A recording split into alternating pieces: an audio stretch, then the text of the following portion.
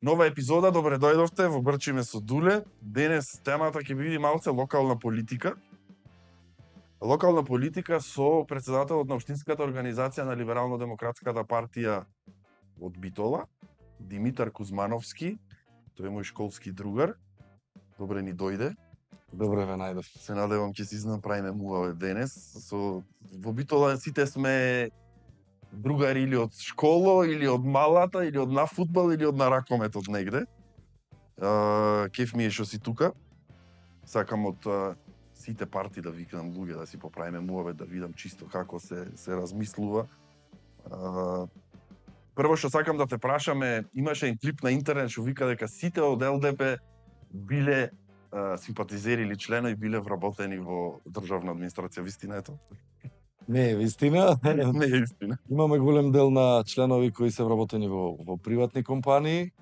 Имаме и во државни компании, но Либерално-демократската партија има доста голем број во Битола, посебно членство кое работи и функционира во различни сектори, како приватен, така и државен. Добро. Не се налютивте за клипот се. Не. Види, Разум. проблемот е што Трпиме критика секогаш. не е за критика, него таа сатирата никој не ја прифаќа, ми се чини. Од политичките структури во државата, тоа последно беше со К15, ми се чини. Кога стигнаа до еден степен толку да му се трн во око на властите и веќе заврши нештото, после имаше нешто ситно што се појави, ама никогаш не зеде пак нов замав. Нештото, не знам, едноставно тука како да не сме учени, да трпиме критики или да се смееме на некои такви секојдневни работи. Моментот кога ќе одлучиш да се занимаваш со политика, не можеш да не бидеш имуни на напади кои ќе ги имаш, некогаш се оправдани, некогаш не се оправдани, но во голем дел се трудиме навистина да бидеме транспарентни и да понудиме што повеќе проекти на граѓаните, бидејќи сега и да сакате да понудите вработување, голем дел од луѓето не сакаат да работат во државни институции и тоа е еден клучен момент кој треба ние политичарите да го сватиме и да се трудиме да ја направиме Битола поубаво место за живење, а не партиите да видат агенции за вработување. Да, моментот што го спомна ти, јас го имам спомнато и во други прилики, во други емисии, дека стварно почна тренд да нема таков интерес за вработвање во државно. Зборам од луѓе, од млади кои што едно време таму го гледаја спасот, само да влеземе во државно. Сега се смена тоа. Сега дури имам слушнато и што си одат од државно. Така, Тоа не беше случај порано. чест случај. Да. И ми е мило што стигнавме до еден таков момент. Сега сакам прво јас да ти го кажам мојот впечаток за Либерално-демократската партија пред да почнеме. Од деца ќе се сложиш со мене дека ние секогаш сме биле гледачи на политика, без разлика, може не како сега во денес, ама секогаш СДС, ВМРО, ЛДП, градоначалници, сакаме неќиме дел од секојдневието ни било. ЛДП за мене порано беше партија која што беше котираше на високо ниво. Ние сме имали градоначалник во Битола од ЛДП, ако не се лажам, Дејан Ристевски беше. Дејан Ристевски. ЛДП имиџот што го има и имаше порано е мојот впечаток, сега ти го кажувам, дека е партија која што е на едно се држи на едно ниво и во однесување, и во начин на разговарање, и во презентирање. И мислам дека имаше поголема присутност од ЛДП порано, пред може да речеме 10-15 години, некако некој впечаток имам во последно време. Последните избори немавте кандидат за градоначалник, претходните 21 имавте. Што се случува, зошто мислиш дека, или може не се сложваш со мене, дека малце како да намалва интензитетот на действување на самата партија? Јас за во Битола зборам, не зборам за на национално ниво. Така. Дали, извиниш ке те прекинам, дали се смена стратегија некоја, дали се случува ЛДП да ја отскочи на даска за многу луѓе па да преминат во поголеми партии после? Една од причините. Една од причините. Кога ќе земиш вака да размислиш за уназад, Либерално-демократската партија секогаш имала директори во јавни предпријатија, учествувала во совет, се имале претседател на совет, градоначалник, како што кажав. Сега некако мојот впечаток, дали е точен или не е? Вака се, ајде еден вовед да направиме. Значи јас пристапив на 17 годишна возраст во Либерално-демократската партија како член.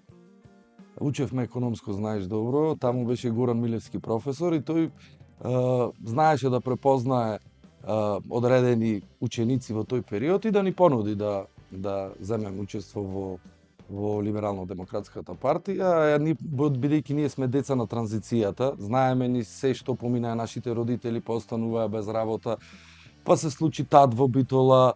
Некако, мојата огорченост кон поголемите политички партии ВМРО и СДСМ, кои се страшни едни машини, во тој момент успеав да ја пронајдам во Либерално-демократската партија како нешто поразлично од овие две политички партии. Немаше тогаш, за жал, можеби граѓански здруженија како што има сега кои учествуваат на избори и се активни во политиката.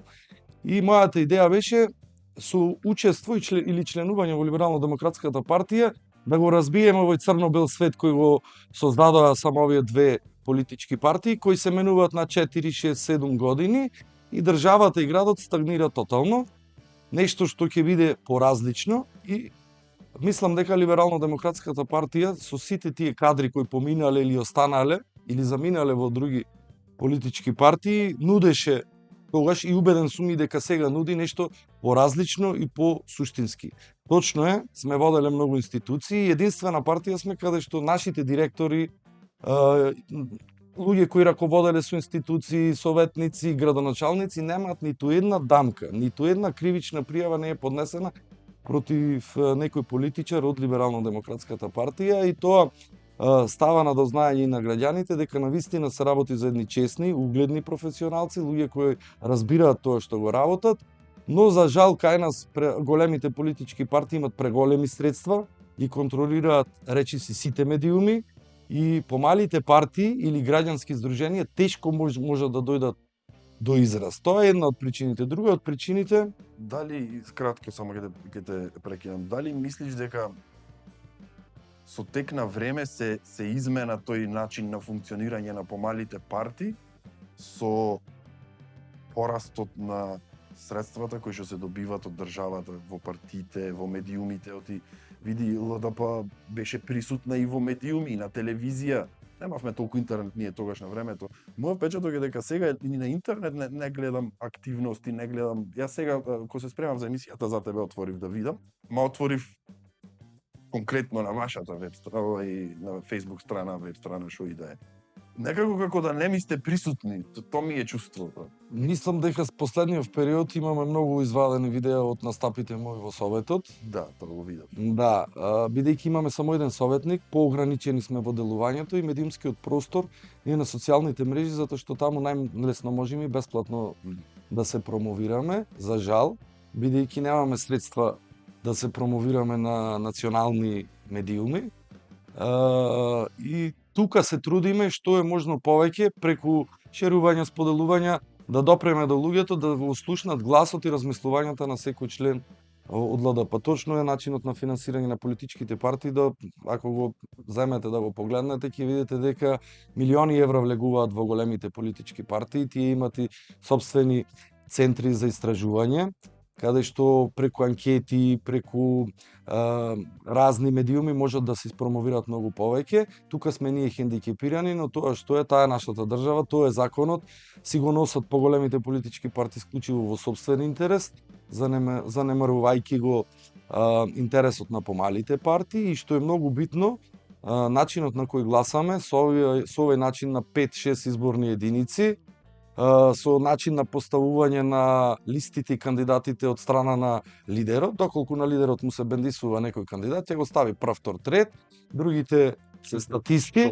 колку да е пополна бројката, и граѓаните не можат да одлучат, еве да речеме, доколку имаме отворени листи, секој ќе си гласа за личност. Можеби јас како прв на листата од ЛДП немаше да видам советник, ќе беше некој 15-ти, 30-ти, бидејќи ќе се гласа за личност тогаш, а нема да се гласа за тоа што е најнапред. Ние како партија постојано го бараламе во парламентот една изборна единица и отворени листи, но се уште демократијата во Македонија не е созреана до тоа ниво од страна на големите партии и не дозволуваат да се промени тој систем на гласање, и ние како помали партии никогаш ќе нема да имаме потреба да коалицираме, затоа што со тој базен на гласови кој го освојуваме, дали е 20-25 илјади, ќе имаме и 3 пратеници и нема да треба да, доколку сакаме како партија некоја наша идеја или програма да ја реализираме, да настапуваме коалиционо, туку ќе настапуваме самостојно, а пост изборно ќе правиме коалиција со нашата програма, се прифаќа, не се прифаќа, ќе преговараш, и така овие партии ќе дојдат повеќе до израз. Но повторно ќе речам, демократијата е таа што е кај нас и затоа и јас искрено ќе се борам и нема да застанам тука да го промениме овој систем на двопартиски систем кој го имаме во нашата Баш двопартиски систем. Знаеш што ме бендисва кај Либерално-демократската партија, што во моје сеќавање немам некој скандал вака, некој не знам, коруптивен скандал или било како, а она што најмногу ме бендисва е нивото на комуникација. Не пратам активно јас што прат сите партии како прат, меѓутоа тебе ти видов неколку настапи, претседателката ја видов Зајкова наисто на неколку видеа. Нивото на комуникација ме бендисва. Нема, јас ќе се изразам простотилук во зборањето, нема навреди, нема. И сега ако ќе видиш тој начин на комуникација се губи во сето она што го прават поголемите партии, кога ќе земиш веќе нивото е на многу ниско ниво паднато на комуникација. Значи да слушаш во совет, да слушаш во парламент, тоа е срамота. Срамота е какви зборои се изговарат, какви навреди се изговарат. Ние сме битола една рака луѓе, вие сите советници таму што сте, сите се знаете од претходно, така не? И сега кога ќе стигнат тие навреди или било како е малце за народот е малце одбивно. Во ЛДП тоа го немам почувствувано, го немам слушнато и тоа е нешто што ме бендисва. За Битола правиме муавет, сите ние во Битола во фокусот, ти си веќе таму на местото. Сакам да те прашам според тебе. Ете, бевте и на локални избори, имавте програма некоја, ќе продискутираме и таа малце. Според тебе, кои се 3 клучни проблеми во моментот на Битола? Лично според тебе, не мора да е тоа според партијата или според... Така. Ти како граѓанин, кој мислиш дека се 3 најголеми проблеми во моментот? Па вака, мислам дуле дека Битола за овој број на жители кои го има, не може да си го дозволи овој сообраќајен хаос кој ни се случи. Значи во Битола имаме тотален сообраќајен хаос, сите возиме по неколку возила и сакаме да паркираме кај ќе стигнеме, неќиме да излеземе од комодитетот на сопственото возило, да излеземе пешки со велосипед. Туку сакаме секаде да одиме на едно кафе, да одиме, сакаме да се паркираме пред кафичот. Да, и тука да е колата. Се причините зошто е тоа така, затоа што градот не нуди алтернатива на движење низ градот, освен со сопственото возило. Ние немаме јавен превоз во Битола, имаме приватници кои обавуваат еден јавен превоз. Јас баш пред неколку денови зборував на тоа во совет, кои не си ја бркаат работата доволно, сакаат возат, сакаат не возат. Може јас и ти да излеземе да чекаме автобус, тој да не дојде денес. Особено тоа е во недела, во сабота, во државни празници. Не сакаат да возат, а за тоа земаат и субвенции од општината и се пријавуваат на конкурс кој треба да си го почитуваат договорот доследно. Значи, ако јас и ти сега сакаме да не излеземе со сопственото возило и да не правиме гужва низ градот, ние немаме алтернатива. Една од причините е таа, слабата развиеност на велосипедската инфраструктура. Еве, јас и да сакам да го земам мојот велосипед, од дома кај мене до кај тебе да стигнат, можеби нема ни да преживеам. Затоа што возам по улици, паркирани возила, премногу дупки на улиците, пешаци се движат по тротоари, да возиш по тротоар, можеби ќе повредиш пешак, да се движиш по коловоз, премногу е гужва во сообраќај, тешко е посебно. Еве јас кога сакам да возам со мојот син, не знам дали да го чувам него, или да се чувам јас, или да се чувам некоја друга белја што може да нас најде во тоа движење. Стварно многу пати кога ќе ми рече дај да излеземе да повозиме, се размислувам каде е најдобро да повозиме велосипед во Битола за да останеме неповредени. Значи, сообраќајниот хаос, мислам дека мора да почнеме да го решаваме. Една од нашите заложби беше да се затвори централното градско јадро за движење на возила. точно и одлука има донесено Советот уште пред 5-6 години, улицата кај Пинал да биде целосно затворена на потек од зградата кај Јад до училиштето Гоце Делчев, со тоа што ќе не одврати кога сакаме да одиме на широк сокак на Корзо, да одиме со сопствени возила, можеби да излеземе пешки, да рекреираме, да го тргнеме овој паркинг што е на плоштадот Гоце Делчев, затоа што ние сме единствен град во светот каде што плоштадот ни користи за паркирање. Секаде тука се рекреира, може да има хортикултура, партерно да биде уредено, некоја птица да има да раниме како што знаеме да одиме во големите градови, кога ќе прошеташ така. Точно. Друг проблем е секако проблемот со уличните кучиња. Ние направивме некој стационар Хачико, мислам дека беше името, кој освен што ги заловува, можеби ги вакцинира, веднаш ги враќа назад на улицата, значи тој не го решава проблемот, а секојдневно имаме по 2-3 каснати наши граѓани на кои општината му исплаќа некаде околу по 1000 евра. Ако земиме просек 3000 евра дневно, по 365 дена доаѓаме некаде до 1.000.000 евра, пари со кои можеме да изградиме еден квалитетен стационар кој ќе згрижува кучина, ќе ги третира и ќе ги чува таму, а не ги да ги враќа на улицата. Хачико не е лоша идеја. Чико не е лоша идеја во услови кога ние го немавме овој проблем со 700 кучиња во град. Така. Хачико и сега е добар. Зошто според мене е добар? Затоа што да, ги заловува, како што викат тие хуман третман, дали ги вакцинират, дали ги скопват, не знам што му прат, ги враќат на локација затоа што немаат капацитет да ги чуват. Хачико би функционирал безпрекорно доколку ние никогаш немавме 700 кучиња по улици. И тоа ќе беше во случај кога ќе се инцидентно ќе се појавеа по некое улично куче и Хачико супер ќе си функционира. Место од кај што ќе можат да си ги посвојат, како се вика, да ги вдомат животните и искрено да ти кажам и Хачико да не беше сега, ќе беше уште полошо. Ситуација ти кажеш. Така да јас кога ќе читам лоши коментари за Хачико на интернет не се сложувам, иако сум критичар за се што може. Не се сложувам заради тоа што тој е направен до там.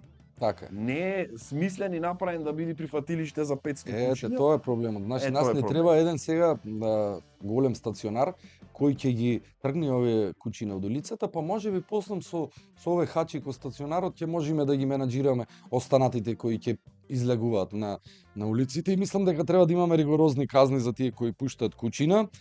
Веќе крајно е време општината да вработи комунални инспектори или комунална полиција, каде неколку општини веќе го спроведуваат тој проект и функционира, каде што ќе одат токму по овие работи. Кој испушта кучина на улиците, кој фрла градежен шут, кој фрла отпад на улиците, значи сите тие работи мора да ги воведеме затоа што градот мора да се менува. Ние имаме тотална стагнација во Битола. Во Битола никаков голем проект, капитален проект што се случува во Битола е противпожарната станица и тука сме застанати 4-5 години ја градиме една противпожарна станица. И немавме се средства од Америка. Добивме и донација за да се доизгради, но таа динамика е премногу спора. Се ветуваше од страна на градоначалникот мултифункционален спортски центар, ова година во буџетот 200.000 денари. Со 200.000 денари ние не можеме проектна документација да започнеме. Не можеш Хамеро да го купиш за да црташ. Дополнително плюс на локацијата каде што треба да се гради, има многу приватни парцели кои треба сега да се преговараат со сопствениците, па дали ќе ги продадат. Значи тој проект ќе трае најмалку 10 години со ова динамика и дали ќе го види светлото на денот. И мислиш дека само чисто популистички беше за изборите? Па ако погледнеме во претходните политички програми на партиите, сите го имаат тој мултифункционален спортски центар уште пред 12 години, никој не го изгради до сега. Да. Се останува само на хартија, за жал и ова излезеност на последните избори кажа дека веќе граѓаните губат довербата во политичарите, во политичките партии. Толкава мала излезеност никогаш немало, а особено тоа е драматично што се случува кај помладите луѓе кои треба да видат сега носители на сите политики во градот, тие тотално стануваат аполитични, не ги интересира политика, не ги знаат ни политичарите, ни нивните програми, значи тоа е најлошото што може да ни се случи, кога младите креваат раце од од политиката во градот и од тоа како ќе се развива во иднина. Ама зошто креват раце од политика? Заради тоа што ја гледаат состојбата каква е, гледаат сите коруптивни скандали, гледаат дека јас да отворам утре фирма за за одржување на чистота во јавни, за одржување на чистота и аплицирам на тендер. Ете, ми даде државата 10.000 евра, ја отворив, си дадов и мои пари, купив се, аплицирам за да чистам јас во општина, и знаеме кој чисти пример во општина 100 години уназад. Тој е еден пример. Пример велам се, ајде, нема врска. Се знае дека сето е коруптивно, дека сето е само кој ќе стигне. Ти гледаш, сведок си дека во градот имаме фирми кои што станале фирми преку ноќ добиваат милионски тендери. Така. Тоа е, мислам, случај во вчера регистрирани, денес добиваат. За добиваат. кој мотив за младите сите овие негативни работи што ги гледаат секојдневно, да бидат учесници во нештото. Тој со кој правевме со Габриела беше исто гостинка. Таа вели, за да почнеш да со промени, за да има промени, треба да се уклучиш самиот. Јас се сложувам со тоа и со тебе се сложувам со истото што го кажуваш. Ама премногу негативни работи слушаме секојдневно, премногу криминал, премногу корупција и самите млади денес се поинакви диме, не се како нас. Така. Ние тогаш знаевме да одиме на работа и ти 8 сати да дрндаш, бе, сега не се учени така. Сега ти вели чекај малце, не може јас цел ден 8 сати да седам да работам или било како. Така, малце е... Светот се менува, така и треба и ние политичарите да се адаптираме. Ситуацијата во Србија во однос на младите дава надеж, значи таму се кренаа сите студенти и интензивни протести има некаде околу 1 година. И стварно имаат голем пат имат на рейтингот претседателот Александар Вучич токму од тој писок на младите луѓе, значи студенти, средношколци, сите се кренаа, не бара приклученост на никоја партија, не сака опозиционите партии да го искористат тој момент. И ако не се лажам, мислам дека ќе имаат ова година избори, ќе си направат и сопствени листи со кои ќе учествуваат и тоа ќе види една надеж дека тие нешто ќе променат. Тоа треба да се случува кај нас. Значи не смееме да дозволиме младината само да не се иселува, а да не се вклучи во решавање на суштинските проблеми како во битола, така и во државата. И навистина мене ми е многу криво, јас често разговарам со млади луѓе, барам предлози од нив да ги затоа што се уште јас имам 37 години, се чувствувам се уште млад, може би, иако не така сум многу поблиску до нив него до оваа генерација која го води градот. И сакам да ги замолвам да пристапат во политички партии, не мора да е во ЛДП. Нека биде имаш сега добри здруженија, политички партии на граѓани кои сакаат да направат вистински промени во градот и само со здружени сили мислам дека можеме да донесеме. Во Непал ја запалија државата младите. Така.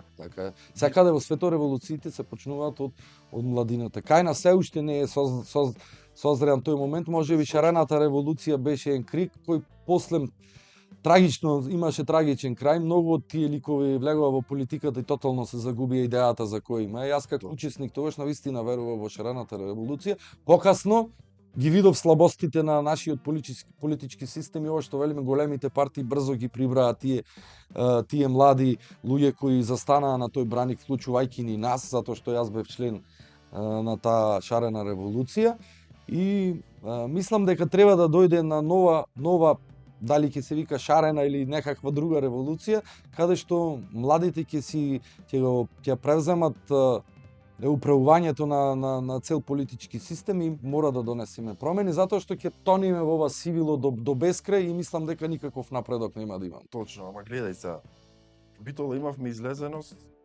околу 50%. Тоа е поразително. Тоа е поразително од аспект на многу е просто. Неќам да се изразам во емисија, можам на Инстаграм поинаку да се изразам. Испаѓа дека на народот му е гајле. Испаѓа дека окей му е да биде вака како што е. Мислам, што ќе си речиш друго? Ти 50.000 луѓе, 40.000 и нешто беа.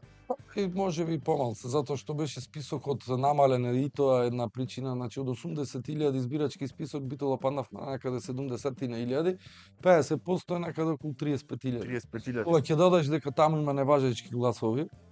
Значи еден многу мал дел од градот ја креира политиката. Ете така, Тоа тоа се беше мало. најчесто членовите на политичките партии и тоа е еден добар показател дека граѓаните веќе ни дадоа жолт картон и многу сме блиску до црвениот картон. Ама кој е црвениот Фудбалски. картон? Шо? Пак се гласа. Па црвениот картон, ако не знам дали следиш, еве во Гостивар немаше цензуси, не се избрава градоначалник. Црвениот картон е тоа, кога ќе влеземе во еден процес каде што ние не можеме да избериме локална самоуправа или градоначалник. И тоа ќе трае, тоа е нешто што најмалку треба да го очекуваме и да го посакуваме во Битола. Не само Гостивар, 3-4 града има каде што не успеа локалните избори затоа што не излегуваа граѓаните. Па на денешен ден се гласа, ние сме сега Да, тој да, ден. точно, се денес. гласа во Денес се Гостивар. надевам дека ќе се изберат затоа што многу лошо па да немате никаква локална самоуправа, да види тоа со повереници од страна на државата, луѓе кои не се бирани од граѓаните да го водат градот и мислам дека ако се вклучиме и ние помладите поактивно да укажуваме вака преку вакви емисии, слободни подкасти, бидејќи медиумскиот простор е многу затворен, посебно во Битола веќе имаме една телевизија само и неколку портали кои често знаат да фаворизираат поголемите политички партии, особено ги фаворизираат партиите кои се на власт и критичката мисла тешко стигнува до граѓаните и баш супер ти е подкастот, пофалам баш точно на оваа тема, нешто што мислам дека ќе го размрда медиумскиот простор во Битола, затоа што Скопје гледаме си функционираат овие подкасти, ги има често и што е добро се проопозициони сите за да може и секоја власт да се коригира кога ќе ги слуша граѓаните. Се надам дека и овој подкаст ќе доприме до На ова тема ќе разговараме одма после паузата, затоа што сметам малце дека треба да ја разглабиме со медиумите во Битола. Кратка една пауза ќе направиме, мораме да ја направиме паузата, од режија од преге ми фрлат уште со пепелјара што немат фрлено. Сечи ми се враќаме одма.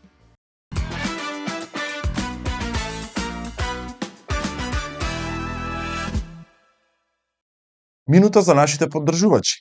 Мебелви од Виница беа први кои што се одзваја на нашето барање за соработка и ни овозможија да ги имаме овие две преубави префенси фотели во нашето студио, а исто така и нашето двосетче е купено од Мебелви, лани кога почнувавме емисијата.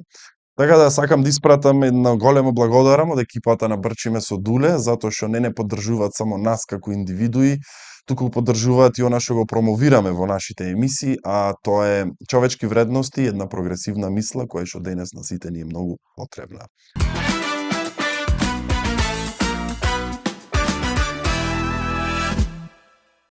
Се враќаме после кратката пауза. Почнавме една тема со Димитар во врска со медиуми во Битола, релевантен медиум.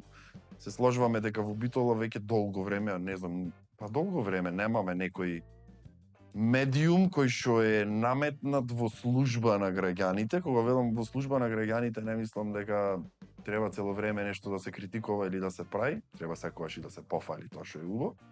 Ама немаме гласот на граѓаните кај да го пласираме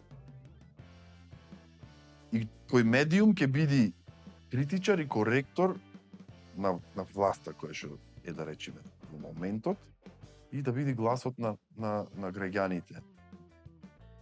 Мојот подкаст или емисија, како што го викаме, претендира да биде дел од некаков си медиумски простор во Битола, чисто за да можеме ние, како обични граѓани, да го кажеме нашиот глас, што ни смета и кај треба да одат работите во кој правец. Мислам дека не е доволно.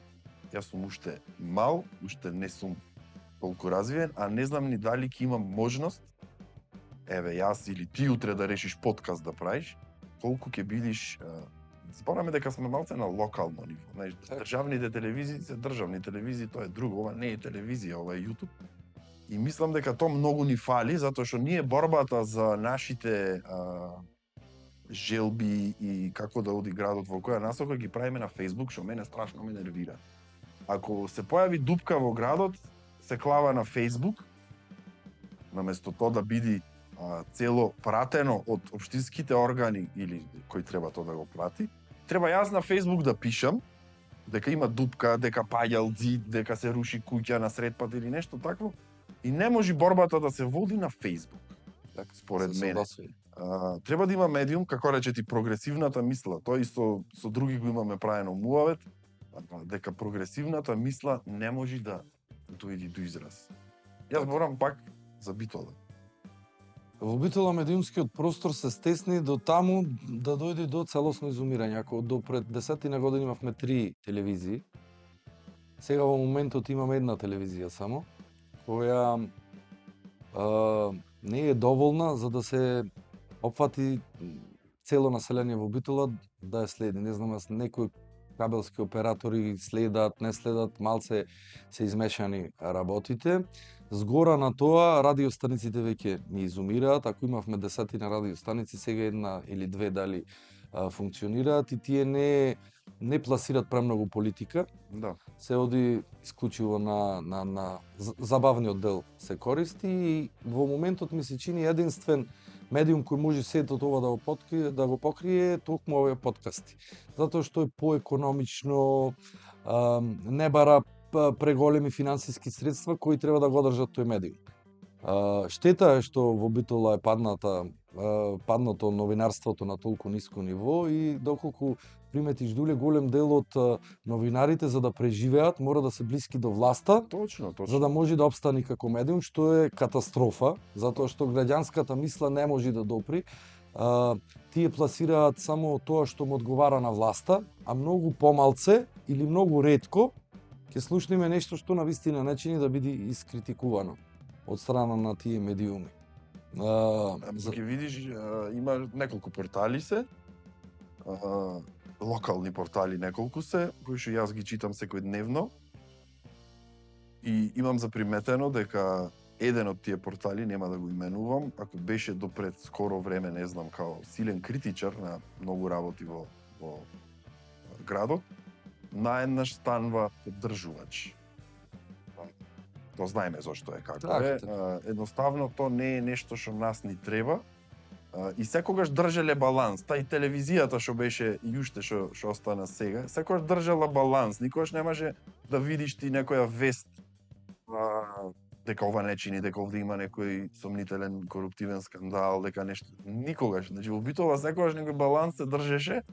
Сите да бидат среќни. И тие што се на власт, и тие што се во опозиција, по некој збор да имат, ама не е тоа доволно за да се почни нешто. Така е.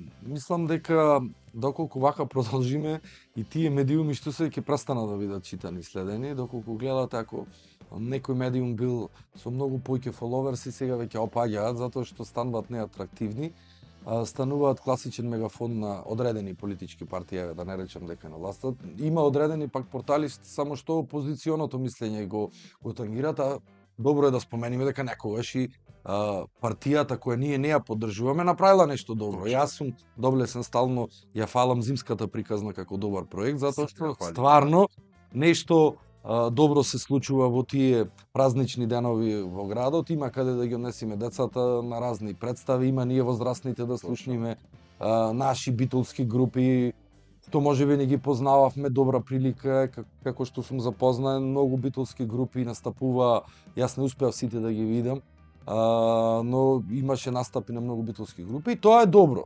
Но тоа што го говориш и ти дека треба да има некоја избалансираност е многу клучна за да имаме здрав медиумски простор, затоа што моите родители не користат Facebook, се повозрасни. И тие доколку немаат некој медиум да ги слушнат која политичката понуда или содржините во градот, тие ќе останат тука. Можеби јас ќе треба да му објаснам, но секој тоа нема време да го прави. Ајде ние помладите сме на социјалните мрежи, некако ќе прочитаме, ќе научиме, но има еден добар дел од граѓаните кои не следат социјални мрежи и се навистина хендикепирани. Да. И токму можда затоа и таков беше резултатот, затоа што нема доволно информации, не ги слушна кампањите предизборни на сите политички партии и затоа остана дома, не се одлучија да гласаат. Мора да работиме, посебно еве вие како млад медиум, млад подкаст, супер ова што го работите.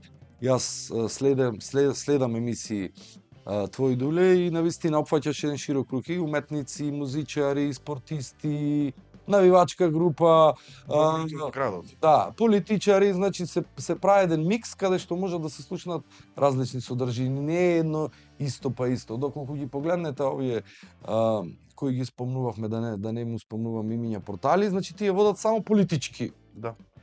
И сега доколку мене не ме интересира политика, јас ќе го одминам тој портал. Толку јас 2-3 вести гледам, Да, само да. ги читам. Да, згора на сето тоа, сега и не се чита долги текстови, се оди кратки рилсови и се добива една слика не целосна. Некомплетна, точно. Да, и затоа нивото и можеби медиумите со право кога ја немаат поддршката од бизнис секторот, многу малце се рекламираат наши битолски фирми, на битолски локални медиуми, не само на медиумите, и во спортот. Јас баш говорев Алта банка, поранешна Стопанска банка, станува спонзор на Вардар. Јас не знам како град ние како си дозволивме наша битолска фирма да стане спонзор на Скопски ракометен клуб. Точно. Никогаш нема да се случи некој Скопско никогаш нема да биде спонзор на Пелиста.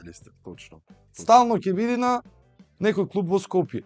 Значи, затоа велам и вие медиумите сте многу клучна алка за да се подобри ситуацијата во градот, да ги истакнуваме сите проблеми и да нудиме решенија како сето тоа ќе се среди. Се надевам дека во иднина ќе растиш и ти, ќе се појават и други подкасти кои ќе ја сменат сликата во Битола во однос на медиумскиот простор. Пред да те прашам за јавните предпријатија по некој збор да кажеме, сакам да те прашам твое лично мислење, дали мислиш дека уште гласаме за партија, зборам за локални избори кои има, за партија, а не за лично? Апсолутно. Значи, кружи низ градот, вели некогаш кога некоја партија ќе завземе со рейтинг, вели и тука и магаре да ставите ќе добие. Значи тоа е сам показател дека луѓето не гледаат во личноста, туку гледаат во партија. Затоа јас велам отворените листи се многу здрави, затоа што тогаш гласам исклучиво за личност. Да. Значи доколку партијата има понуда од 30 луѓе на една, таму можеби се 5 најквалитетни, другите се просечни, подпросечни, ќе ги избериме најквалитетните. Не само на листата на ЛДП, на листата на ВМРО, СДСМ, на поинаку левица, сите политички чинители кои ги имаме во градот.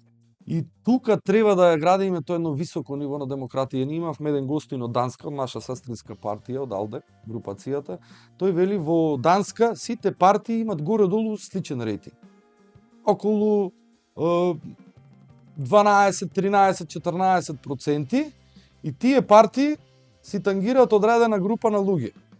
Дали се тоа повеќе имат економски политики, социјални политики, конзервативни политики кои ќе дојде да составувате влада, сите тие учествуваат и се прави баланс за сите групи, целни групи да бидат задоволни. Затоа имат успеха. Ние имаме понуда, еве да речеме, ВМРО има конзервативна, СДСМ има социјална повеќе политика. И сега, кога ќе добие едната, другата нема можност ни еден предлог, а може би има некои стварно добри предлози, или либералните идеи се малце по немаме проблем, ние не сме толку затворени со многу политички прашања, како што се кај големите партии, може би опфаќаме помал дел на гласачи, но тие гласачи се стално задушени, нивниот глас, нивната идеја никогаш не може да допре, затоа што овој двопартиски систем го гуши нашето општество и никако да се промени. Дава знак ова што се случува на последните избори со многу граѓански листи, листи кои влегува активно да учествуваат во советите на сите локални самоуправи и мислам дека полека гласот на сите ние што не размислуваме како ВМРО и СДСМ ќе биде се поистакнат во наредниот период и ќе биде подоминантен. Да се надеваме. Јавните предпријатија беше ука-бука, колку се во минус, колку вака не си ја бркат работата така, ма претежно главно беше тоа што се во минус. И то суми, убај суми.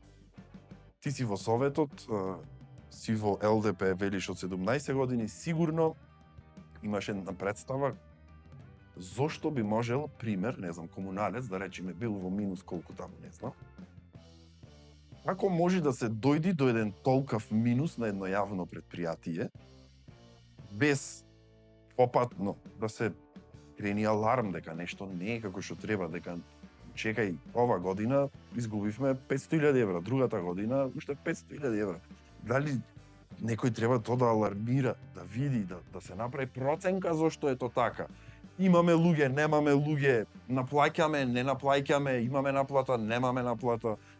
ми интересира дали станува збор за недомакинско работење, дали станува збор за негрижа.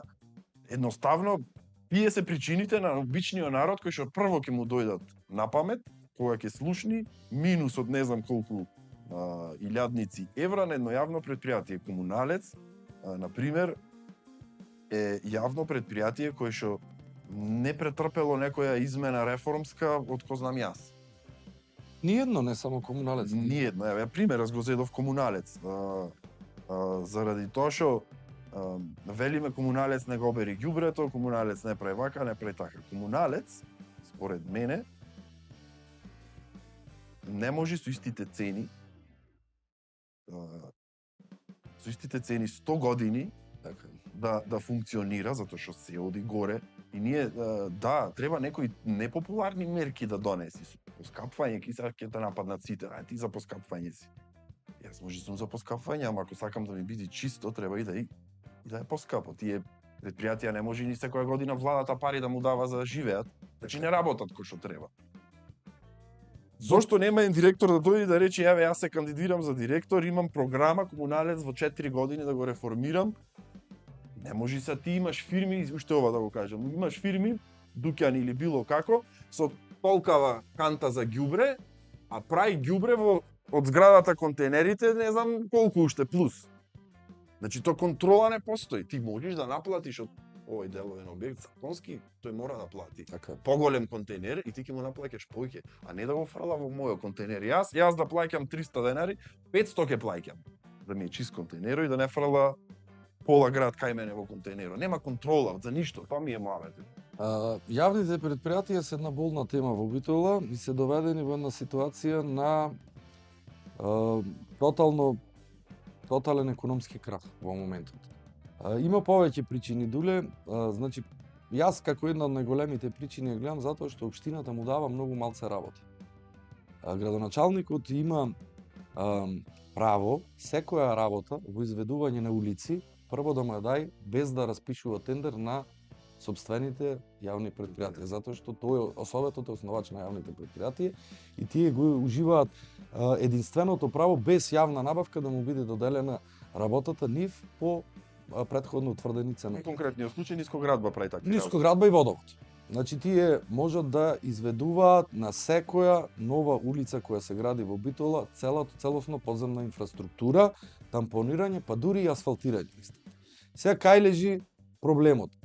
Кога градоначалникот повеќе милуваат, не е овој нашиот, сите градоначалници, да му дадат на приватни фирми, за да можат тие приватни фирми понатаму да му вратат на партијата, сето тоа да му ги дадат работите да ги изведуваат тие, а ги потргнуваат јавните предпријатија настрана. Затоа што паушалите кои ги собират јавните предпријатија по основна вода, канализација, па и собирање на ѓубре се навистина мали. Факт е, кога можеме телефон едно домаќинство да плаќа мобилни телефони 3-4 денари, страмата е Нискоградба да плаќа 100 денари. Да. За цела вода од дома да ти ја одведе негде, да целосно цевковод. Значи, една од причините ти е многу малце проекти работат нашите локални јавни предпријатија, а бидејќи сум запознаен со има многу пријатели кои работат, верувај Дуле, значи тие се многу подобри и поискусни во изведување на овие градежни работи него овие приватни фирми кои работат сега во моментот со увезена работна сила, па знае, па не знае јазик, па прв пат му е ова работа. Значи, бидејќи јавните предпријатија имаат фиксни трошоци, ако да речеме Нискоградба има 150 вработени, Водовод 300, Комуналец можеби повеќе од 300. Тие имаат фиксни трошоци. Колку повеќе му даваш работа, тие ќе бидат поздрави, посилни, затоа што трошоците ги имаат. Работеле, не работеле, тие плати мора да исплатат. Кога ќе работат и работниците наместо да се шуткаат низ градот по кафетерии, понаќе си ја работат сопствената работа. Не е нивна вина. Вина е на тој што не му дал работа да ја сработи. Кај Комуналец, можеби, треба да се покачи собирањето на отпад, но прво треба Комуналец да си направи еден план за работа. да ги замени сите водотраени камиони. Не знаеш дали пој ќе течи течност од ѓубрето или течи моторно масло од камионите. Кога ќе помини кај мене камионот во улица, сите ваѓаме цревата да измиеме затоа што не се Смрди седи корни. смрди корни. Значи за да ми наплати мене комуналец, сега плаќам јас 500 денари, да ми наплати 1000 денари, треба да има соодветни услови. Точно. А не половина ѓубре да ми остане и мене расфрлано пред дворот, секакви течности од самото ѓубре што истекува да создаваат миризба, ќе наплати. Значи се прави систем. Во секој и кај нас во Законот за јавни предпријатија вели, доколку едно предпријатие пројави загуба, директорот е должен да направи 6-месечен план како ќе ја Извади од како ќе ја покрие таа загуба со проекти, со планови. А доколку во континуитет имаме како што имаме кај нас во јавните предпријатија, дури има и кривична одговорност затоа што несовесно работи во ово Ама предпријатие. тоа само на хартија. Јас сваќам дека и директорите имаат политички притисок многу. Да вработат, да не наплатат во период на изборни кампањи, не ги гибаме сега граѓаните, нема да му наплаќаме затоа што треба да не гласаат, но доколку си менаџер како што треба, ќе му ја понудиш и оставката на градоначалникот. Доколку 1, 2, 3 не се нафатат на таа функција на овој начин како што функционираат, ќе се подобри ситуацијата во јавните предпријатија. Корекција на цена да, но со да види во сооднос со подобрување на услугите кои ги прави. Затоа што сега гледаме, дуле гледаш еве и ти сами, секоја улица што ја градат овие наши приватни компании не ја градат квалитетно. Да не се пропаѓа по 2 дена. И никој ништо не му може. Се корни асфалто по 2 дена, па пробваат пак ќе замачкат нешто, па пак по некое време, значи нема никаква одговорност. А верувајте, има улици кои ги имаат праве на нашите јавни предпријатија по 20 години се здрави. Значи го имаме квалитетот, но тој пуст процент кој треба да го земат политичките партии, стално една жртва на јавните предпријатија. И мислам дека треба да се направи едно спојување на сите јавни предпријатија. Може би е болна таа тема, од негде околу ако број 1000 вработени сите јавни предпријатија, да се сведат на едно 500 луѓе кои стварно ќе бидат одбрани најдобрите, другите веќе со тек на пензионирање, со пакети можеш да и да профункционираат јавните предпријатија како што треба како што функционираат во цел свет. Водовод, предпријатие да ни нуди вода толку ефтина, може да е вистина смешно. Не знам, аз имаше една статистика дека едно шишенце вода од пола литро кој го купуваме од продавница заменува 3-4 кубни метри вода која добиваме чиста питка. Доколку се прават рестрикции, доколку сака општината да направи бушотини, да субвенционира на индивидуални тревници, паркови, да не се користи ова вода за пиење, питка вода, да се користи техничка вода, ќе се намали, ќе ја зачуваме водата која се помалце ја имаме, за жал. Еве гледавме цело лето како се мачиме по Лојна град, немаше вода за пиење, посебно овие што живеат во повисоките згради. И мора еден план, еден системски план како да се зачуваат и да се извадат од ова бездна во која се наоѓаат јавните предпријатија. Таму проблем се и платите веќе, затоа што со законот за покачување на плати секоја година растат платите, а на платата му останува иста. Од друга страна, од општината не добиваат договори за да сработат да ја компензираат. Многу малце вложување во однос на опрема, механизација и самите предпријатија се скептици да направат за да ги подобрат тие услуги да станат поконкурентни. Затоа што имаше периоди кога нашите битолски јавни предпријатија учествуваа на тендери во останатите градови. Значи имаше период кога Нискоградба и Водовод правеа улици во Кавадарци. Така. Сега тоа повеќе го нема. Биле толку силни јавните наши предпријатија што јас знам дека се земала и 13-та, 14-та и 15-та плата во јавните предпријатија затоа што генерира голема добивка. Се купувале социјални станови кои нема стан на вработените.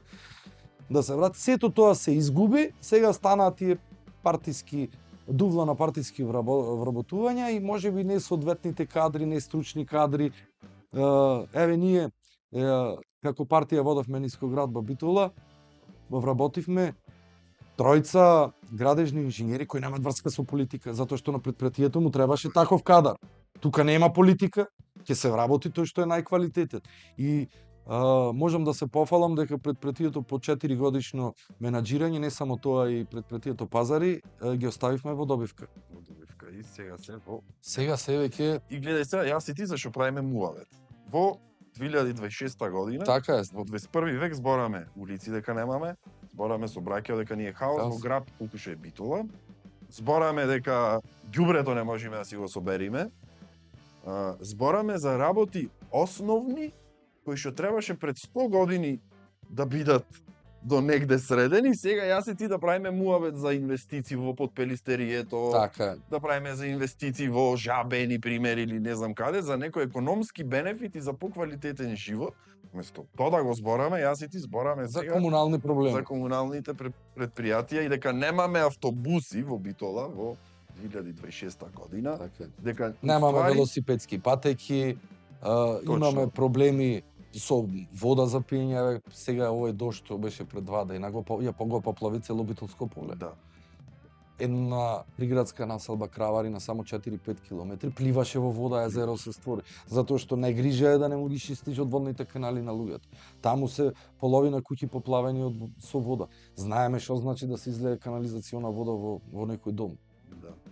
Значи, зборуваме за проблем. И тук пази Дуле наврна 22-3 литри дожд. Немавме некој ние екстремен пороен дожд. Можда траеше подолго, но ние веќе имаме со секој дожд проблем. Дали имаме проблем со нечиста вода за пиење, дошла матна водата од Пелистер, па не можеме ја запираме. Дали се поплавило Кравари, Лавци, имаше неколку населени места, па и во градот овде пливаше половина град во вода. Да, има улици што се критични во град, Значи, да. тие се некои проблеми што требаше да видат зад нас. Кога го планирате генералниот урбанистички план, мора да ги предвидвате овие работи. Ние не можеме да вршиме верски обреди, да се молиме, леле, Господе, да застани дождот, ти ќе не поплави. Индијанецот не дојде уште. Не дојде Според да уште. не умре тој. Велја дека умре. Значи, стварно треба градот да функционира барем со овие овие се основни работи кои треба да функционираат. Диме, мислам дека ако во некои наредни избори излези кандидат со визија со визија, ама кога велам визија, велам детална визија за Битола за во наредните 10 години. Значи ние стално на изборите добиваме проекти. Ете да речеме базен, спортски центар, ни базен имаме ни спортски центар, стадион имаме недоправен. Улици, не можам за улици, јас не ќе да гласам за некои улици што ќе ми вети. Улиците се тековни работи А, кои не треба да ги спомнуваме. Никој нема представено визија, што ти рече преге систем. Систем, оти не е само комуналец дека ако го средиме ние и ако го собери ѓубрето, утре пак јас сум неодговорнио, пак ќе фрлам на улица. Па повлеква дека треба да има комунални инспектори, Така. комунални инспектори. Тој е систем што народот сака да го солушни и да го добие дека да, ние ќе дојдеме на власт, еве 4 години ни е законскиот мандат, ама ние имаме визија за 10 години. Вие ако во тие 4 години ни направите нешто, и капитален објект кој што капитална инвестиција која што немаме видено во Битола, некоја голема, зошто да не гласам пак јас за истите? Така. Ќе гласам за уште 4 години, така, значи ако видам нешто. Сега тука ние проблемот што како на програмите предизборни како само колку да се понуди Тогаш нешто. за тогаш. Знаеш, тогаш за тогаш. Тие 2 недели се спомнуваат, после се еве јас еден куриозитет во програмата на ВМРО-ДПМН мојата улица е веќе 12 година дека ќе се реконструира, уште сите програми ја има и не е рекон. и не се реконструира и са таа се влечи. Јас бидејќи сум во политика да ги читам програмите, ќе ја заприметам. Голем дел од граѓаните не ја заприметат. Но треба доколку победи една опција, да речеме, еве во конкретно случај ВМРО-ДПМН, сега треба да извадиме програмата и на секој да повторува. Ама тоа Градоначалник, ти се обврза да направиш ова улица. Од ова нема ништо. тука фали и медиум. Точно. Не велам јас, велам медиум телевизија Да повторува тоа што си зел за обврска да го кога ја побарал довербата од битолчани, ја добил и сега треба да ја исполни. Се додека тој принцип не го воспоставиме на ветено реализирано, кај нас ќе биде ситуацијата таква политичка. Затоа апелирам, што е можно повеќе млади луѓе, затоа што сме поинформирани. Сега е многу полесно со пребарувачи, со вештачка интелигенција, имаме пристап до сите податоци, ги имаме на дланка, да ги користиме тие, да му стоеме, да му дишеме во врат на политичарите, точно и нас, и да се бориме на вистина Битола да ја направиме поубаво место, затоа што за мене Дуле, не знам, Битола е најубавиот град на светот. Тоа е нормално и за мене. Си го сакам, никогаш не сум размислувал да го напуштам овој град. И затоа сум вклучен во политиката на вистина нешто да направиме. Барем нашите деца кога ќе пораснат да му речеме ние сме се залагале за ова, ние сме успеале да го направиме ова, затоа што нашите генерации успеале. Спортската сала младост е направена од самопридонес на вработените. Стрежево, хидросистемот, ако не беше ден денес Битола ќе немаше вода за пиење. Точно. Значи нешто оставиле тие за нас ние да уживаме тие благодати. Во спортската сала гледаме врвен ракомет, со хидросистемот имаме стабилност на водоснабдување на сите земјоделци на цела Пелагонија како Житница, Рек, Битола како комбинат, рударско-енергетски комбинат се снабдува со вода. Ништо тоа немаше да биде ако тие не се залагале не го направи. Сега нашето време е дојдено ние нешто да оставиме. Офицерски е добро, од дупка од руина го направивме еден репрезентативен објект, каде што те прашам дали имаш друго нешто да пофалиш. како Од годините уназад, не велам сега од Значи, за мене, вложувањето во офицерски дом, некако беше, не знам дали памтиш, имаше еден период кога беше еден градоначалник со прекарна оценка доволен. Тој сакаше да го продава тогаш и стварно имаше многу протести, каде што ние битолчани успеавме да го одбраниме.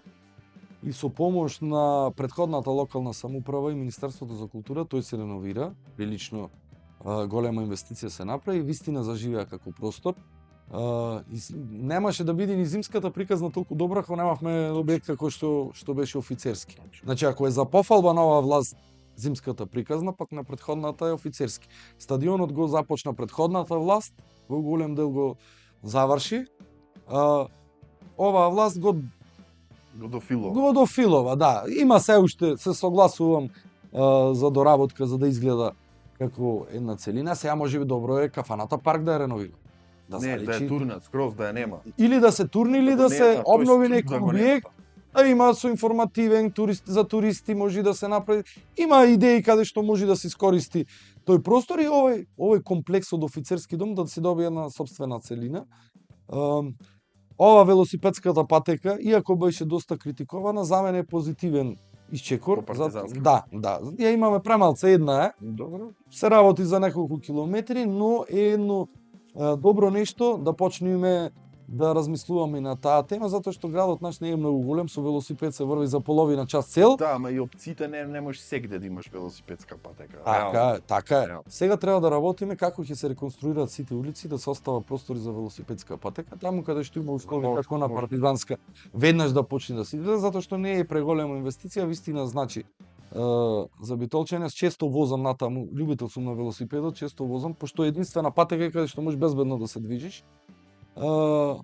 Возам натаму и вистина е добра, користат граѓаните. Уште ни треба култура, не знаеме лево, десно, кој кај се движи, гледам пешаци, луѓе со колички знаат да се движат, но полека ќе стекнеме кога може во Шведска, во Данска на минусни температури да возат велосипеди, верувајте, многу поздраво е за сите нас да ги користиме велосипедите во текот на целата година. Многу ни фалат едукативни кампањи, мада јас сум убеден дека за овој народ во кој што спаѓам и јас, кампањи не помагат казни, изгледа, не знам.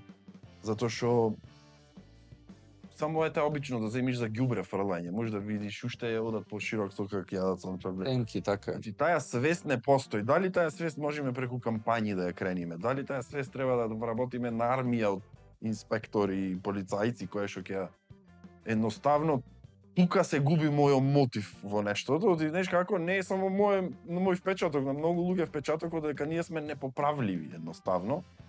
Ама има начини. Северна Кореја си има начин. Пример велам, ме разбираш, не знам, Данска има друг начин, ти имат свест тие луѓе таму. Оти ти возиш точак по улица, врви кола, те шлака со вода, те прошишува. Тој што ја вози колата, прво, не размислува за сопствената безбедност, оти може да те мани и тој да се отепа. Второ, не размислува за општата безбедност на пешак, не перципира така, не вози. И ние немаме казнивост за многу работи и затоа луѓето прават како што прават. Може да видиш што се дешава по улици. Пријателство и сето тоа. Пријателство и сето тоа, да. Ќе кренам телефон, па ќе поминам или било како, поготово в Битола, како помал град. И мислам дека таа визија што ја спомнав преге опфаќа многу повисок, подалеку сежно гледање на работите, кое што малце од малце ќе придонеси на некој начин. Сега Safe City во Скопје ќе го пуштат. Еве, имаше 100.000 прекршоци што Да. ги сними тој. И Битола нека пуштат Safe City. Па има најава дека ќе се прави во Битола, ама да го слушна па премиерот не спомна овај пат, тето во уште еден град мислам спомна, Битола не спомна, но треба да очекуваме Битола Битола фачи. како проект. Фачи. Safe City, тој не е само за сообраќајниот, туку за целата безбедност на градот е добро. Точно. Јас се сложам, јас Значи, поддржувам тоа. Треба да види, мислам дека дуле треба во образовниот процес многу повеќе да се работи со децата. Околу стекнување на овие навики на како се однесуваат децата уште од најмала возраст. Порано ние кога учевме основно, јас се сеќам моделенскиот час беше токму за овие работи. Во понеделник прв час. Да, секогаш беше добро. Хигиена, одржување на хигиена, начин на облекување, кодекс на однесување, сите тие работи не учеа. Можеби сега образовниот систем се труди да направи квантитет на кадри, а никако квалитет. Да. И затоа можеби дојдовме сега, мислам дека е лошо секој еден човек да има факултет. Мислам не дека сега, грешен секогаш беше било законот и задолжително средно образование. Секој човек знае До кај му е? до каде може да оди за образование. Затоа сега ни изумират и занаетите. Затоа што порано некој не кеше да учи факултет, се ориентираше на занаетчиство. Дали ќе биде водоинсталатор, електричар, механичар, било како, се учеа и секој се пронаѓаше во сложувалката на општеството. Сега генерираме ние премногу кадри, се отворија премногу приватни факултети, дури за неколку битолски важи ова поговорка, во тој и тој факултет можеш да паднеш само од балкон, не дај Боже, на испит никако не можеш да паднеш и затоа сега секој се преценува, мисли дека е високо квалификуван во некоја област, а тоа во суштина не е така. Затоа немаме водоводчи, немаме електричари, мачиме, прескапи дојде услугите. Прескапи дојде и ги работат луѓе што не се стручни. Затоа што немаме план како ние ќе го образуваме. Ако ни фалат инженери, треба да се фокусира државата да образува инженери, да се стимулираат. Па и во некои држави се затвораат доколку имаме економисти. Јас сум економист, сега има хиперпродукција на економисти. Сега треба сите факултети да се затворат или со многу минимален број на студенти да работат. Да се форсираат останатите дејности каде што немаме. Да се врати техничкото училиште, да се врати стопанското училиште со оние занаети кои ни се потребни. Па дуле сега да сакаш копатило дома да реновираш, лочкар не можеш да најдеш. Ја сакам, ама нема да го реновирам, немам пари. Кошта прескапо. Да. На вистина, значи дојдовме во една ситуација да еден плочкар ќе ти наплати толку многу пари што можеби ќе се размисли дали да реновираш. Име, знаеш како, пописот на население е покрај тоа да изброи колку луѓе има, е да дај слика за тоа што му е потребна државата за во наредните, не знам, речиме 50 години. Пописот на населението ти кажува имаме толку економисти, толку инженери, толку ова, толку она, са не велам тоа дека е прецизно точно до некоја бројка. Пописот е нешто на кое се базира идната политика на државата, Така. во социјала, во економија, во што и да е, се сложваш веројатно. Точно. Втора работа, пописот кај нас не знам како помине овој последниот сега што го правевме, секогаш има некои Споруван. оспорувања или такви работи. Не ги користат институциите државни, не ги користат ни научните истражувања. Имав професорка од правниот факултет, од Кичево, гостинка ми беше. Правев муабет, таа беше во Америка. Во Америка државните институции нарачват научни истражувања, кои што после на база на тие научни истражувања ги креират политиките. Дали е тоа за социјала, дали е тоа за криминал, дали е тоа за што и да е, разбираш. И вика во Македонија 0,04% се користат научни истражувања и не се ни барат научни истражувања. Значи, сведено е на минимум. Сето е тоа маргинализирано и одиме ние на дневни политики, ме разбираш? Така е. И сега, тука е, затоа велам, не е само ќе видиме ние на телевизија дека е едноставно, ич не е едноставно. Многу е комплицирано. Затоа што треба многу детално да навлези човек во материјата за да добие некој резултат. А ние сме учени, убаво да ни е кафето на широк сокак, сонце да има, колите да бидат до нас паркирани, не ни е битно дека тука ништо не ни функционира Така. и малце сме пасивни во нештото, емпатични. Како да се разбудиме, не знам, немам представа. Само со активно учество на сите, посебно на младите, Мислам дека државата многу малце сметка води на младата популација. Јас за пример стално баш вчера дискутиравме Словенија земам Словенија има одлична измислена миграциона политика. Таја за да ги поклопи сите места кои му се испразнети во сопствената држава, дали во образованието, дали во работните места, не користи нас балканците. Ќе дојде и тука ќе ни направи сајам. Да. Знаат дека сме слични по култура, знаат дека имаме многу пониски примања од таму и многу лесно не привлекуваат и затоа многу наши се одлучуваат млади да студираат таму, а потоа и да се вработат таму, затоа што имат многу добар систем на образование, стипендираат се што имат недостаток, се дели стипендија без разлика на успехот кој го имат тука. И затоа како држава уште од времето на Југославија па до ден денес оди најнапред од сите балкански земји. Мислам дека допринесува и тоа што се членка на Европска унија долги години. Значи веќе имат еден здрав разработен систем на правда, на здравство, на образование, каде што функционира и нешто што ние никако не смеме да го забораваме, затоа што ние дуле сме растени со Европскиот союз и не сме тука да застани. Ние мора да се трудиме да станеме што е можно побрзо членка на Европската унија. Само така мислам дека ова држава ќе оди напред. Знам дека е тежок нашиот процес, оспорувани, проблематични. Пораснавме со проблемот со името. Јас се сеќавам, имаше период не сакав да гледам вести затоа што кога ќе уклучев вести, средба за името, се преговара, пак ова ќе биде ерга омнест, само за внатрешна употреба, па за целосно. Пораснавме со тој проблем, ни се еден дел од детството го расипавме околу тој. Го решивме тој проблем излезено. Можеби многу споро ги решаваме тие проблеми и се наталажуваат нови. Јас само уште ова едно ќе го спомнам.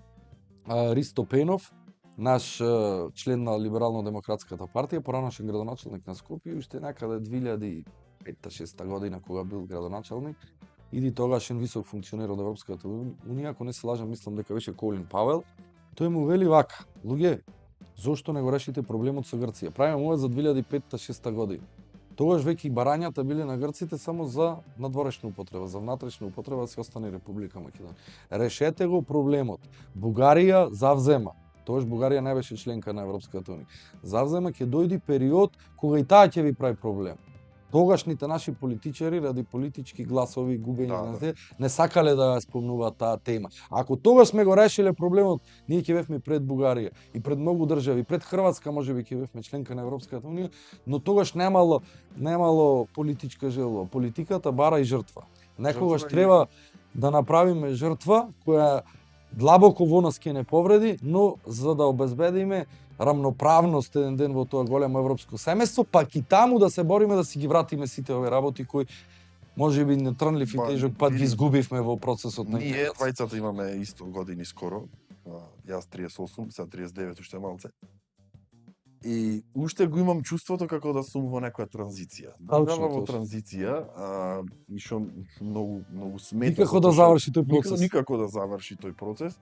Се надевам дека ќе дојдат подобри и цело време, уствари затоа и седиме тука ние, и цело време се надеваме дека нешто ќе се случи подобро. Беше името што велиш сега е, не знам, со Бугарија проблемот. Па може би да иде со Албанија понатаму, затоа што Албанија веќе ги отвори сите кластери, веќе е при крај. Да. За некоја година се очекува да стане, па потоа може би ќе излезат и други барања и ние ќе заостаниме целосно. Не знам, неќам да се изразам во емисија, ама ќе се изразам. Ние долго време може политичар со младиња не сме виделе, затоа што политичар, силен политичар, да земиш лидер, да е некој народ да го прати, треба и непопуларни мерки да носи. Така е. Кои што да ќе болат, ама тие болат дур да завземат, дур да земат ред и мора да болат. Како што велиме, не знаме, најпросто ќе кажем, комуналец колку плаќа 120 денари, а прави ѓубре 3 контейнери. Не бе брат, немаш 120 денари. Ти ќе плаќаш 1020 денари ако правиш толку ѓубре. Значи ќе те неќат, ќе те плукат месец, два, три, нека те плукат, ама утре комуналец кога извади позитива и кога извади чиста средина, уредени континери, искршени, па тие се тие работи што народот ги сака и ги очекува од било кој. Мислам дека регионалната депонија веќе е реалност.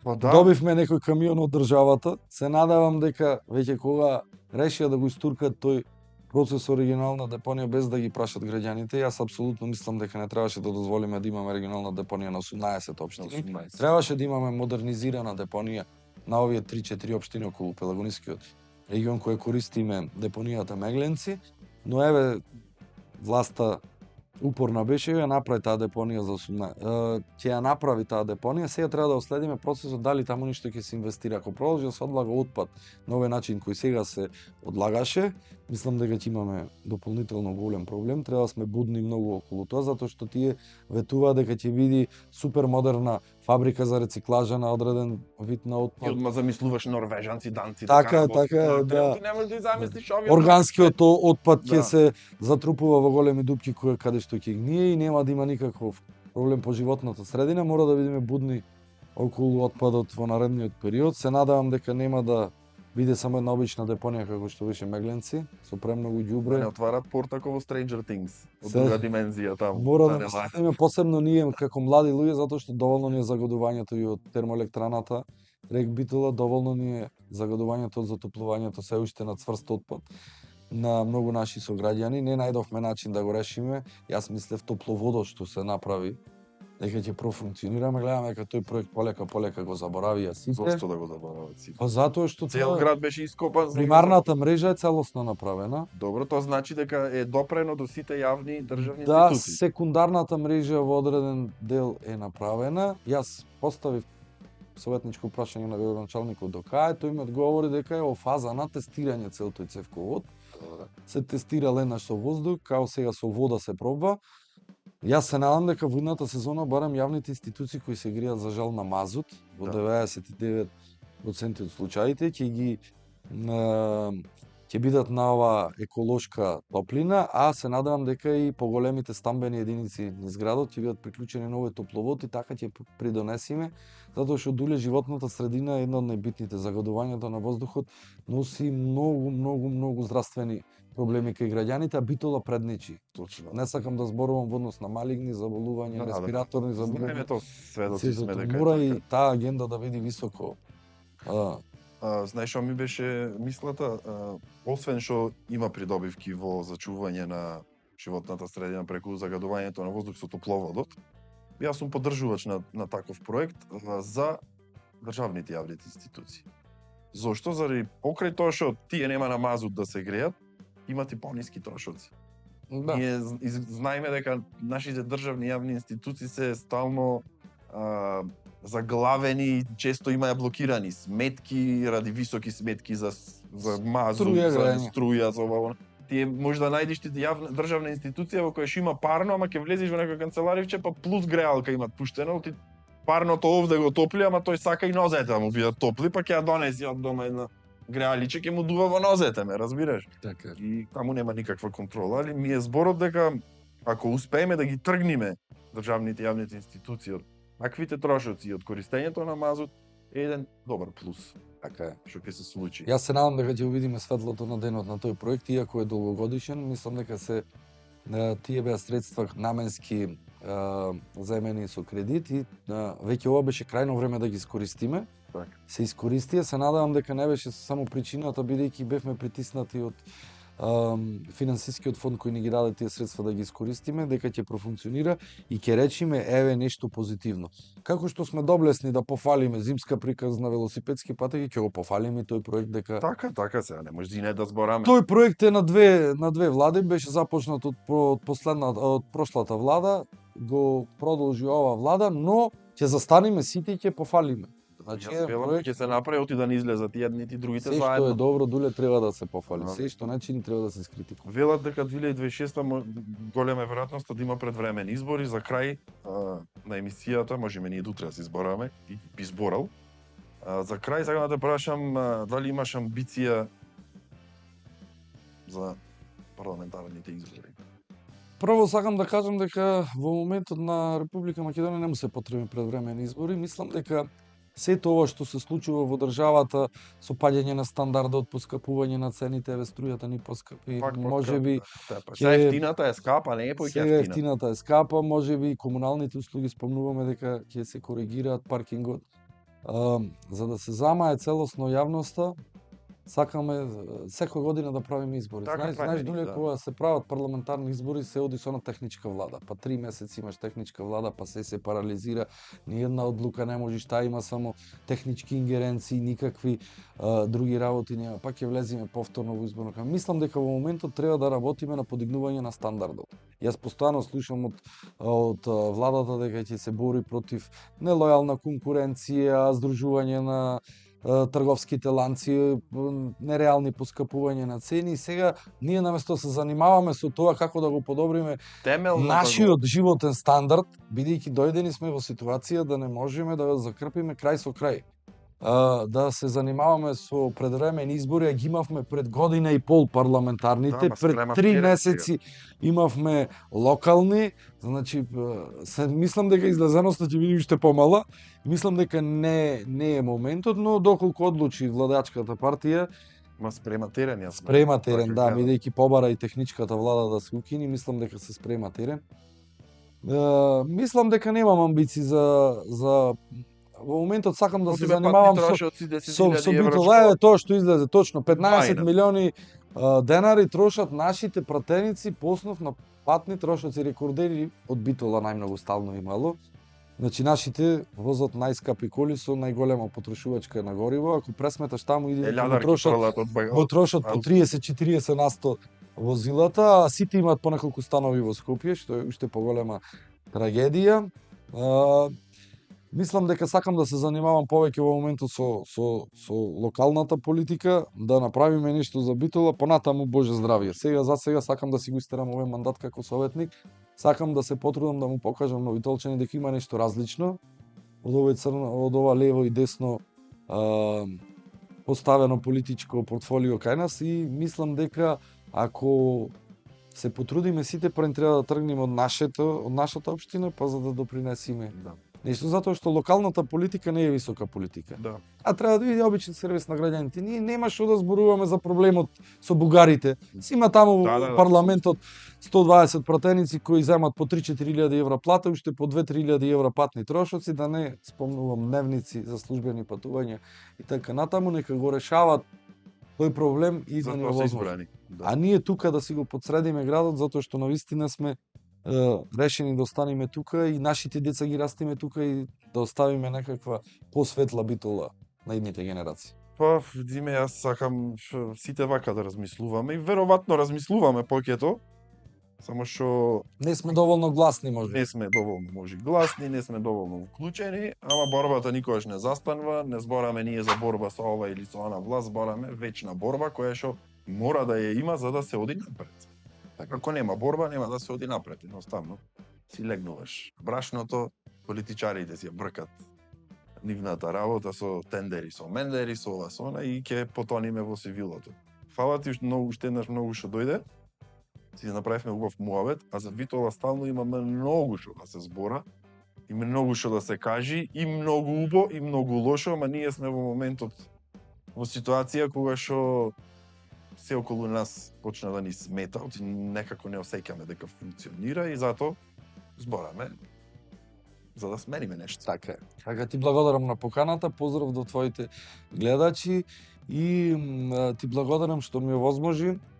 Ти си еден од ретките каде што можеме и не само од ВМРО и од СДСМ да излеземе ние од останатите партии, па да нас слушнат граѓаните и секогаш да.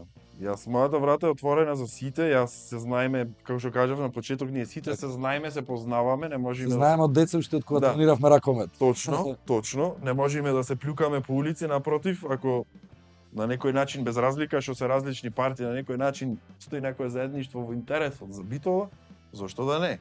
Така да, тоа е тоа. Се надам дека гледачите ги бенди со оваа емисија. Убав муабет си направивме. Ако сакате поќе политика да гледате, пишете ми слободно. Се надевам и сакам млади од партиите да идат да правиме муабет, затоа што сметам дека младите, како што кажа ти, се тој двигател наредно што ќе следи. Така. Имајте убав ден, се гледаме за една недела.